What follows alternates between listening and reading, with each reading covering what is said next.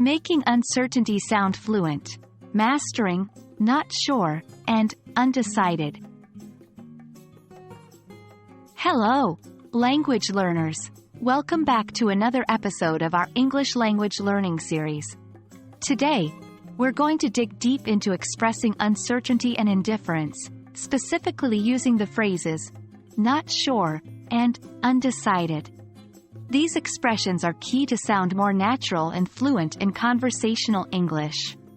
So let's get started.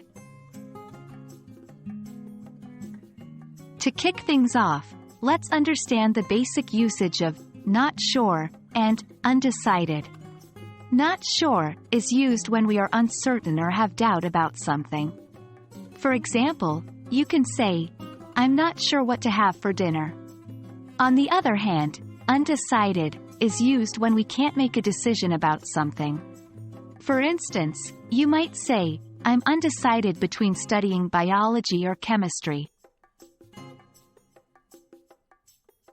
In this section, we'll take some sentences and rewrite them using not sure.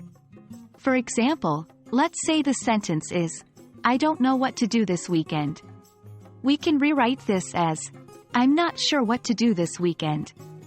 Notice how we simply replaced "I don't know" with "I'm not sure" to express the same sentiment but with an additional tone of uncertainty. Now, let's look at how to rewrite sentences using undecided. Suppose the sentence is, "I can't choose between pizza and pasta for dinner." This can be rewritten as, "I'm undecided between pizza and pasta for dinner." Here, "I can't choose" has been replaced with "I'm undecided" to show that the speaker is still making a decision.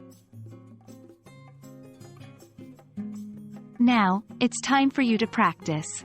Here are some sentences for you to rewrite using not sure and undecided. 1. I don't know if I should go to the party or not. 2. I can't decide whether to buy the red dress or the blue one. 3. I don't know if it will rain tomorrow. 4. I can't decide whether to adopt a cat or a dog. Remember, the key to mastering a language is consistent practice. So, try these out and check your understanding. And that's a wrap for today. We hope this video was helpful in understanding how to use not sure and undecided to express uncertainty in English. Keep practicing and keep exploring the beauty of the English language. Stay tuned for more helpful lessons, and until next time, happy learning!